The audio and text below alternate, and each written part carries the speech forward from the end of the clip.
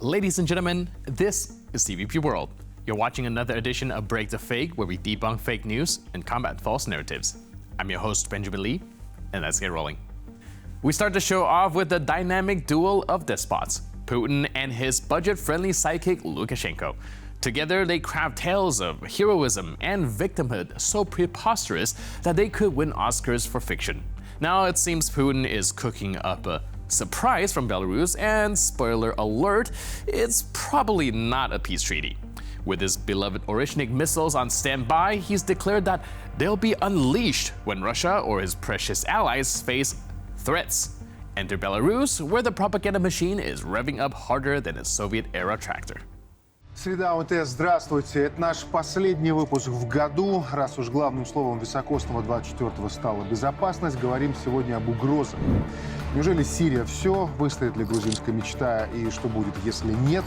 Но начнем с нашего. Ключевой очаг напряжения пока на юге. Послушаем госсекретаря Совета Безопасности Александра Вольфовича. За этот год мы зафиксировали только на южном участке нашей границы, то есть на украинском участке границы, порядка 40 провокаций, связанных с заходом на нашу территорию, с порчей наших пограничных знаков, вывешиванием баннеров, скажем так, нецензурной речью пограничников, ну и другие, скажем так, вопиющие, абсолютно недемократичные и абсолютно недружелюбные факты проявляются, к сожалению, со стороны сопредельной территории. Дело, Николай Евгеньевич, в вашем понимании? Объективная реальность, которая сложилась на нашей южной границе. Объективная реальность, которая есть у руководства Украины по отношению к Республике Беларусь. Я буду говорить именно о руководстве Украины. Не хочу говорить про людей, но подготовлено, воспитано определенное поколение, которое сегодня воспринимает те лозунги, те направления, которые на Украине считаются основными для государства, как само собой разумеющееся. Это и, так скажем, героизация фашизма, это бандеровщина, это национализм. Все это стало идеологией государственной. Соответственно, появились люди, которые поддерживают это направление. В том числе молодые люди, которым на протяжении десятилетий вкладывали в голову данные идеалы. Поэтому то, что мы видим на нашей южной границе, это следствие процессов, происходящих на Украине. И отдельная угроза – это непредсказуемость власти на Украине. Я еще одну цитату Вольфовича приведу. Зеленский не владеет обстановкой в полном объеме, что происходит на территории его страны. Там каждый может принять какое-то решение, кому-то стукнет в голову, перейдет государственную границу и попытается спровоцировать. Конечно, мы к этому готовы. Это возможно. So apparently, Poland, Lithuania, and now even war-torn Ukraine are all sharpening their imaginary knives, ready to pounce on poor defensive Belarus. Who in their right mind would believe that Ukraine, barely holding its own against Russia's invasion, has the time or resources to menace Minsk? But logic has never been the strong suit of Soviet-style propaganda. Why let reality interfere when you can paint absurdities on a canvas of paranoia? Lukashenko, ever the loyal parrot of Putin, squawks at the same tired rhetoric, desperately trying to stay relevant. He may not have missiles as fancy as Oreshnik, but he's got plenty of state TV airtime to ramble about non-existent threats. Together, they concoct a world where the West is out to steal Bosch recipes and NATO wants to annex Belarus for the world-class potato fields. And let's not forget the underlying motive, to keep their populations cowering under the shadow of external enemies, while they strip away freedoms and plot their next misadventure. World War III? Who cares? As long as Putin and Lukashenko can feel important, the rest of us can deal with the fallout, literally. The Kremlin must really be feeling lonely these days. After losing Syria as a dependable puppet, Russia is now desperately swiping right on a geopolitical Tinder of bad decisions. Their latest infatuation? The Taliban.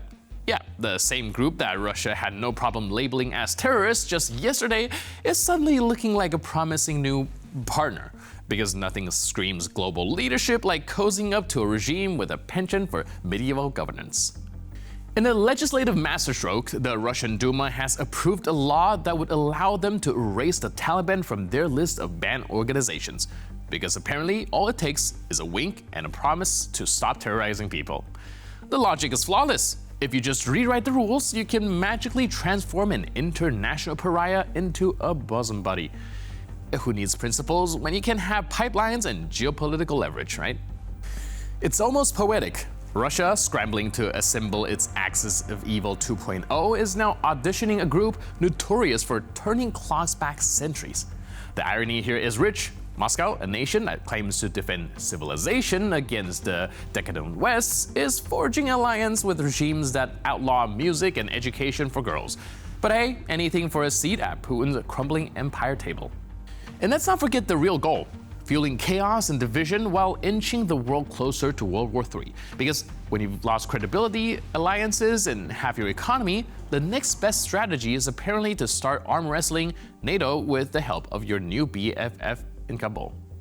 It's a match made in dystopian heaven, really. One side dreams of a global Khalifa, the other of rebuilding the Soviet Union.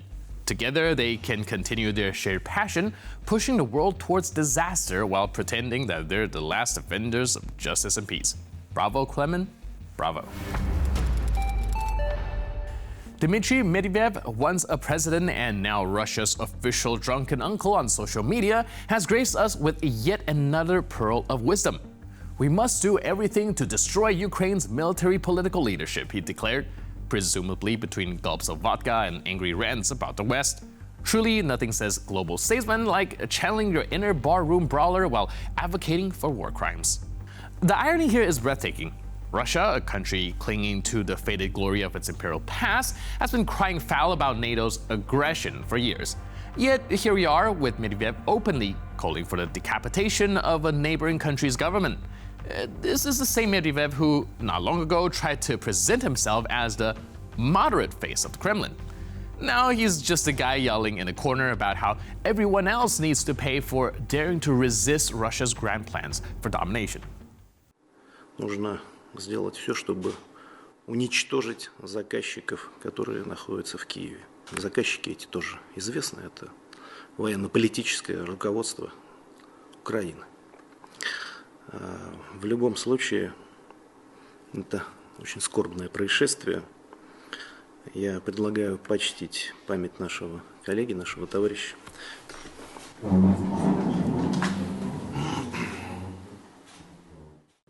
And let's talk about the phrase military political leadership. In Kremlin doublespeak, this means anyone from Ukraine's president to the local mayor who refuses to surrender. Russia's obsession with erasing Ukrainian sovereignty is not just barbaric, it's pathetic. Instead of focusing on, improving their own crumbling economy or the medieval living conditions outside of Moscow, they're fixated on dismantling a country that dared to choose democracy over servitude. Medvedev's tirades are a reminder of what Russian leadership has become: a toxic cocktail of imperial nostalgia, belligerence, and delusion. They don't want peace because peace means accepting that the world has moved on from their imperial fantasies. So instead, they double down on destruction as if wiping Ukraine off the map will somehow bring back the Soviet Union. The real tragedy? The world has to listen to this nonsense while Medvedev and his boss Putin drag Russia further into irrelevance. The empire they dream of reviving is as outdated as Medvedev's grasp on reality, but the damage they cause in the meantime is all but too real. Russia, a land of timeless traditions, frosty winters, wooden toilets, and of course, vodka. But come January 2025, even the spirit of Russia will cost more spirit. A 16.7% increase in the minimum price of a half-liter bottle of vodka, now proudly climbing from $2.99 to $3.49 rubles. A true tragedy for a nation that considers vodka a basic food group. Now let's not forget, this is the same country where outside the gilded streets of Moscow, some citizens still haul water from wells and dream of indoor plumbing. But fear not, at least they'll have pricier vodka to help them drown their sorrows. Meanwhile, the Kremlin continues to parade its missiles and propaganda, pretending it's a global superpower. Yet, for the average Russian, the super reality looks more like cutting firewood for heat and doing math to figure out if they can afford both bread and a shot of liquid misery. Cheers, comrades, and bottoms up if you can still afford the bottle. And with that, we conclude this edition of Break the Fake. But for more news, update, and commentary, please stay tuned to TVP World.